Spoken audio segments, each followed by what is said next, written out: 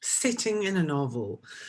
Setting is just a word until we make it come alive. And we've discussed this concept of world building. And world building means the bigger world of the novel. Where is the story located? Is it a fantasy land of your own creation? Is it Seattle in 1956? Is it Tehran? Where is the bigger story taking place? And bearing in mind, you can be moving between locations. It may be New York, Tehran, and San Francisco. But more than just world of novel, what are the settings you're going to make come alive? Because we are following your character through this story and we want to be immersed in their particular life. So the question to ask yourself as you're starting to drive your book into a tighter and more crafted piece of writing is, how can I make their real world come alive? And choose two locations. I often say two locations.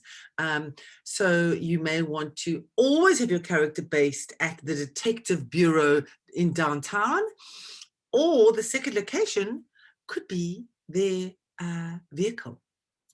So those would be two very tight locations that you could really drive into a novel.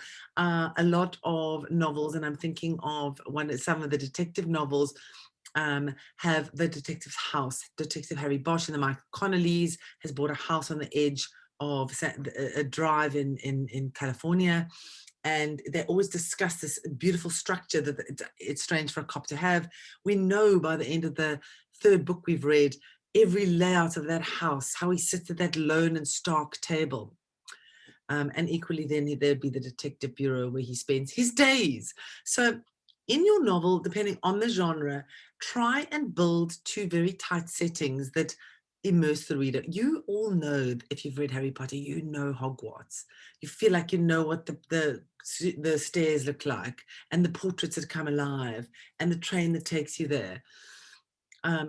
Please also bear in mind that in a book, for example, like your Harry Potter, J.K. Rowling is not developing loads and loads of locations. We get Hogwarts. We really know what Ron Weasley's house looks like, but the rest of it is sort of blurred over. Equally in novels like Nora Roberts or your women's fiction, which often center around a tight romance, small town setting, the setting would not only be the small town which would come alive, but very particularly possibly the old house on the cliff that's being renovated. So bear that in mind. Don't take us everywhere in your book. Choose the locations, make sure they build on a metaphor, that they tighten story, that they relate to character, and that they make your plot richer and deeper and allow your character to really dive into that world.